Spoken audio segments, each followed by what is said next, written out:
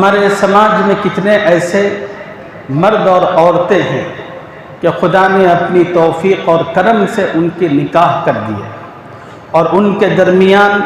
ازدواجیت کا تعلق اور رشتہ استوار کر دیا۔ مرد ہے، کتنے مرد ہیں جن کو اللہ تعالیٰ نے خوبصورت اور خوبصورت بیویاں عطا فرمائی اور ان کو ازدواجی تعلق عطا فرمایا اور گھر رہنے کے لیے گھر بھی عطا کیا۔ اب وہ مرد ہے، گھر کے اندر پاک اور حلال بیوی موجود ہے، خوبصورت اور سلیقہ مند بیوی موجود ہے، اور یہ مرد ہے کہ اپنے گھر میں اس عورت کو چھوڑ کر باہر نکلتا ہے، راستے سے گزرنے والی ہر عورت کو دیکھنا شروع کرتا ہے، حالانکہ نامحرم پر نظر ڈالنا یہ حرام ہے، یہ ذلت کا راستہ ہے۔ اس کے احساس کے باوجود وہ ہر عورت کو دیکھنا، نامحرم کو گھورنا شروع کرتا ہے۔ جس طرح شکاری کتا جب شکار کے لیے نکلتا ہے تو درخت کی ہر جڑ کو سونگھتا ہے، تو اسی طرح یہ بھی سماج کا ایک درندہ آنے جانے والی ہر نامحرم کو سر سے لے کر نیچے تک، اوپر سے نیچے تک گھورنا اور دیکھنا شروع کرتا ہے۔ اب آپ دیکھیے کہ ہم بیوی جیسی خدا کی پاکیزہ اور عظیم نعمت کو چھوڑ کر جو حرام چیز ہے اس کی طرف بھاگے چلے جا رہے ہیں۔ ایک طرف اللہ نے ایک جو رشتہ دیا تھا بیوی کا، یہ وہ رشتہ ہے جس کے بارے میں اللہ اور اس کے رسول نے کہا کہ میاں بیوی کا ملنا عبادت، میاں بیوی کا ایک دوسرے کی طرف دیکھنا عبادت، میاں بیوی کا ایک دوسرے کو دیکھ کر مسکرانا عبادت۔ حدیث میں آتا ہے رسول اللہ صلی اللہ علیہ وسلم نے ارشاد فرمایا، میاں بیوی جب محبت سے ایک دوسرے کی طرف دیکھ کر وہ بھی مسکراتا ہے، یہ بھی مسکراتی ہے، تو نبی نے فرمایا کہ خدا ان دونوں کو دیکھ کر مسکراتا ہے۔ ایسی بیوی پر خرچ کرنا عبادت اور بیوی کے ساتھ ملاقات کرنا، اس کے ساتھ صحبت کرنا عبادت، اجر و ثواب، اتنی ساری چیزیں دین اسلام نے عطا کی، اور ہم ہیں کہ اتنی تمام عزت والی چیزوں کو اور ثواب والی چیزوں کو چھوڑ کر حرام اور زنا کی طرف لپکے بڑھتے چلے جا رہے ہیں۔ سوچنے کی بات یہ ہے کہ کہیں ہمارے اندر بھی بنی اسرائیل کی وہی سوچ اور وہی روش تو نہیں آ گئی، جس طرح بنی اسرائیل اعلیٰ چیزوں کو چھوڑ کر گھٹیا چیزوں کی طرف بڑھتے چلے جاتے تھے، کہیں ہمارا حال تو بھی ایسا نہیں کہ ہم پاکیزہ چیز کو چھوڑ کر حرام کی طرف لپکے جا رہے ہیں۔ ایک اور مثال، ہمارے سماج میں کتنے ایسے نوجوان ہیں، آپ ان نوجوانوں سے ملاقات کیجئے اور پوچھئے کہ بھئی آپ کے آئیڈیل کون ہے۔ ایک نوجوان آپ کو بتائے گا کہ میرا جو آئیڈیل ہے فلاں سنگر ہے، گانے والا، یہ میرا آئیڈیل۔ اب اس کا ہیئر اسٹائل دیکھیے، اس کے کپڑے دیکھیے، اس کے اٹھک بیٹھک دیکھیے، اس کے چلنے پھرنے کا انداز دیکھیے۔ اب نوجوان جس کو آئیڈیل بناتا ہے اپنی تمام تر چیزیں اسی کے مطابق کرنے کی کوشش کرتا ہے۔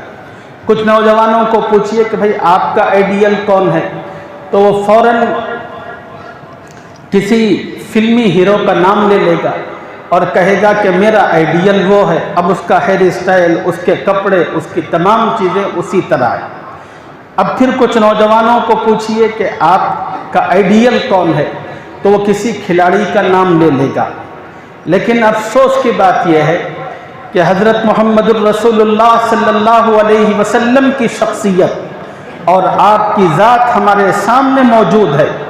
خدا نے جس کو تمام انسانوں کے لیے ہیرو اور آئیڈیل اور نمونہ بنایا، اور اللہ نے دنیا کے تمام انسانوں کو بالخصوص مسلمانوں کو حکم دیا، لَقَدْ كَانَ لَكُمْ فِي رَسُولِ اللَّهِ أُسْوَةٌ حَسَنَةٌ، کہا کہ لوگو رسول اللہ صلی اللہ علیہ وسلم کی زندگی میں تمہارے لیے بہترین نمونہ ہے، بہترین اسوہ ہے۔ دنیا میں بے شمار شخصیتیں آئی، آدم سے لے کر آج تک اور صبح قیامت تک آئیں گی، لیکن اس دنیا کے اندر कामिल और मुकम्मल कोई नहीं रहा। वैसे इस दुनिया में बड़े बड़े बहादुर गुजरे, बड़े बड़े सिपह सालार गुजरे, बड़े बड़े सखी और आदिल गुजरे, बड़े बड़े साइंटिस्ट गुजरे और बड़े बड़े अपने फ़नों के माहिर गुजरे। जब वो लोग मरे तो लोगों ने उनकी किताबें उनकी ज़िंदगी पर लिखते हुए बयान करते हुए कहा, फ़लाँ ने बड़ी शानदार बड़ी खूबसूरत ज़िंदगी गुजारी, उसने साइंस के अंदर बड़ी टेक्नोलॉजी में बड़ी तहक़ीक़ की और बड़ी तरक्की की, बहुत सारी चीज़ें इंसानों के फ़ायदे के लिए उसने डिज़ाइन की और मुरतब की। अफसोस की बात यह है कि फ़लाँ शख्स को, उस साइंसदान को ज़िंदगी ने मज़ीद मोहलत नहीं दी। अगर ज़िंदगी मज़ीद मोहलत देती तो वो और बहुत सारा काम करते। बड़े बड़े जर्नैल और सिपह सालारों का जब इंतकाल हुआ, उनकी शहादत या इंतकाल के बाद लोगों ने उनकी ज़िंदगी पर तबसरा करते हुए लिखा और बोला, फ़लाँ सिपह सालार था, बड़ी ज़बरदस्त ज़िंदगी, बड़ी जुर्अत और शुजाअत और हिम्मत का नमूना था, उसने बहुत सारे इलाक़े फ़तह किए, लेकिन अल्लाह ने उसको मज़ीद मोहलत नहीं दी। थोड़ी ज़िंदगी और उसकी बाकी रहती तो और बहुत सारे इलाक़े फ़तह करता। दुनिया में जो भी आया, किसी ने अपने मिशन और अपने मकसद और अपनी ज़िंदगी के काम को पूरा नहीं किया। इस पूरी इंसानी तारीख़ के अंदर एक हस्ती, एक शख्सियत ऐसी गुजरी है जिनका नाम मुहम्मदुर रसूलुल्लाह सल्लल्लाहु अलैहि वसल्लम है। उन्होंने जब उन्हें अल्लाह की बारगाह में पहुंचना था, खुदा के पास से उन्हें बुलावा आ रहा था, उससे पहले हज्जतुल वदा के मौके पर रात की तारीकी में नहीं, दिन की रोशनी में, सवों और हज़ारों के मजमे में नहीं, 1 लाख से ज़्यादा इंसानों के ठाटे मारते हुए समंदर में दरमियान में खड़े होकर नबी ने कहा, लोगों, खुदा ने मुझे इस दुनिया में जिस मकसद के लिए भेजा था, अल्लाह ने मुझे इस दुनिया में जिस काम को देकर भेजा था, मैंने वो काम पूरा कर दिया। खुदा ने जो अमानत मेरे सुपुर्द फरमाई थी, मैंने वो अमानत तुम तक मुकम्मल तौर पर पहुंचा दी। सब ने कहा, 1 लाख से ज़ायद लोगों ने, या नबी अल्लाह, हम गवाही देते हैं आपने अपना मकसद पूरा फरमाया, आपने अल्लाह की वो अमानत मुकम्मल तौर पर हमको अता फरमाई। नबी अलैहिमुस्सलाम ने उतने लोगों के दरमियान आसमान की जानिब शहादत की उंगली उठाकर कहा, अल्लाहुम्मा शहद, अल्लाहुम्मा शहद, अल्लाहुम्मा शहद, ऐ अल्लाह तू गवाह रहे, मैंने अपनी ज़िंदगी का मकसद पूरा किया। ऐसी कामिल व मुकम्मल, ऐसी आइडियल शख्सियत और नमूना हम अपने सामने रखने के बजाय कोई खिलाड़ियों की तरफ भाग रहा है, कोई एक्टर्स की तरफ जा रहा है, कोई किसी और को फॉलो कर रहा है। अब आप सोचिए कि नबी को छोड़कर इन औबाशों को अपना आइडियल बनाना, आला को छोड़कर जलील की तरफ जाना नहीं है। मूसा अलैहिस्सलाम की कौम का जो जहन और मिजाज बन चुका था, अतस्तब्दिलून अल्लज़ी हुवा अदना बिल्लज़ी हुवा खैर, जिस तरह मूसा अलैहिस्सलाम की कौम आला चीज़ों को छोड़कर घटिया चीज़ों की तरफ भागती थी, उम्मत मुहम्मदिया इस मैदान में उनसे कहीं पीछे नज़र नहीं आती।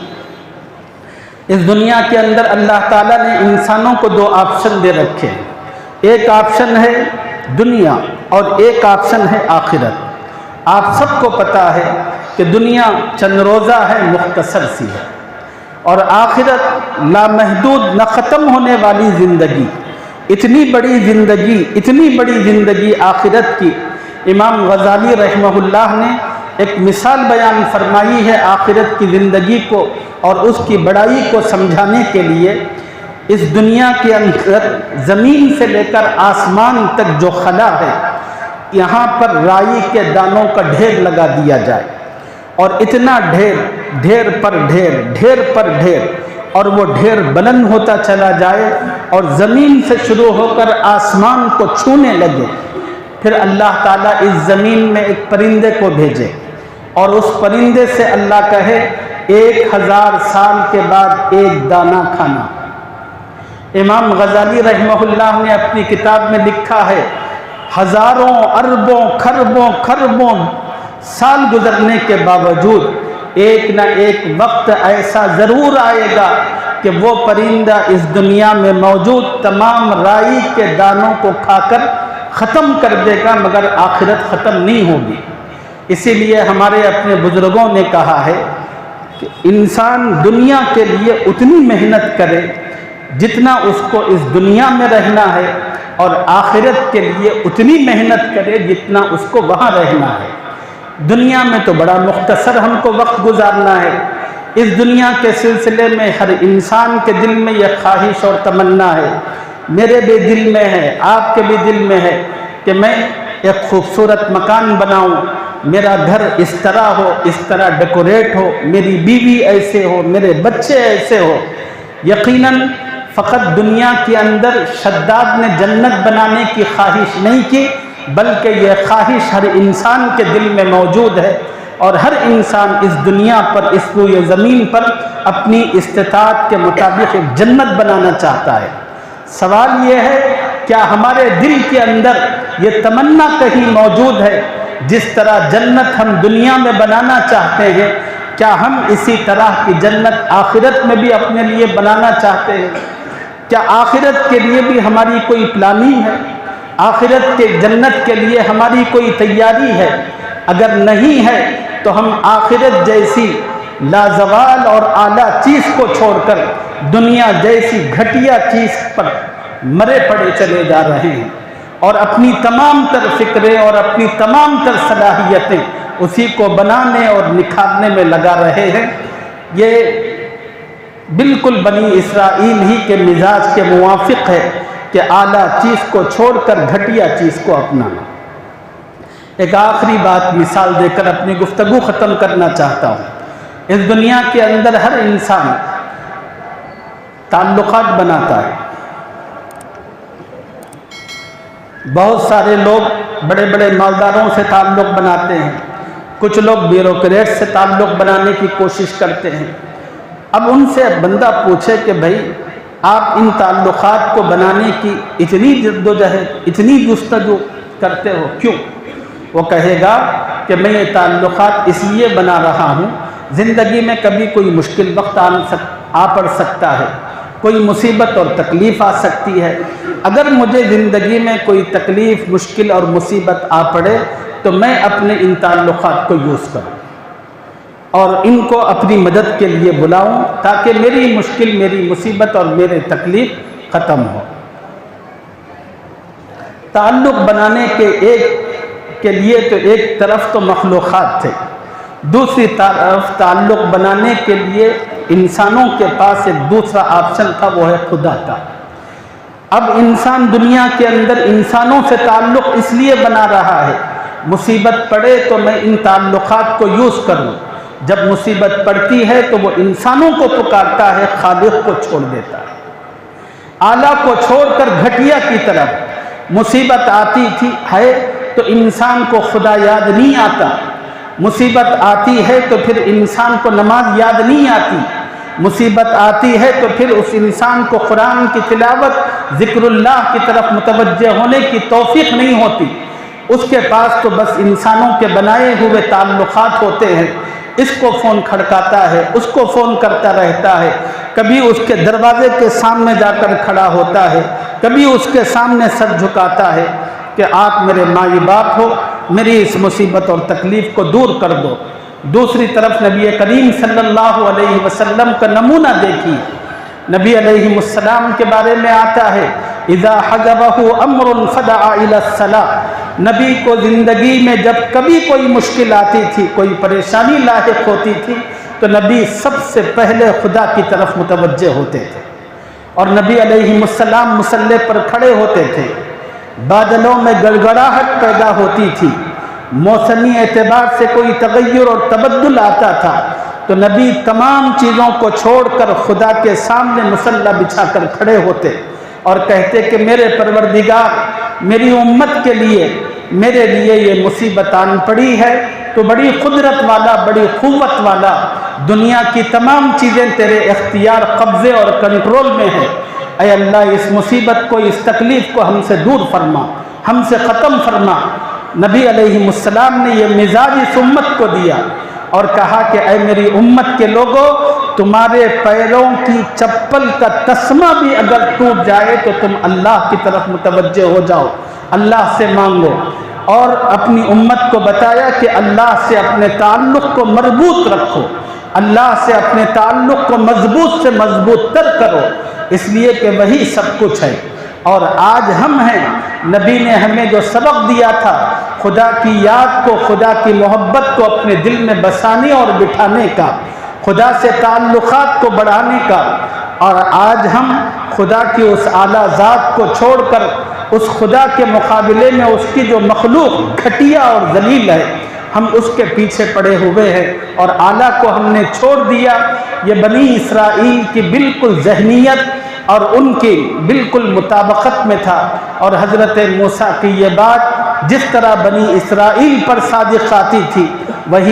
उसी तरह ये बात आज हमारे लिए भी है। अतस्तब्दिलूनल्लज़ी हुवा अदना बिल्लज़ी हुवा खैर, कि हम भी बनी इसराइल की तरह आला चीज़ों को छोड़कर घटिया चीज़ों को अपना रहे।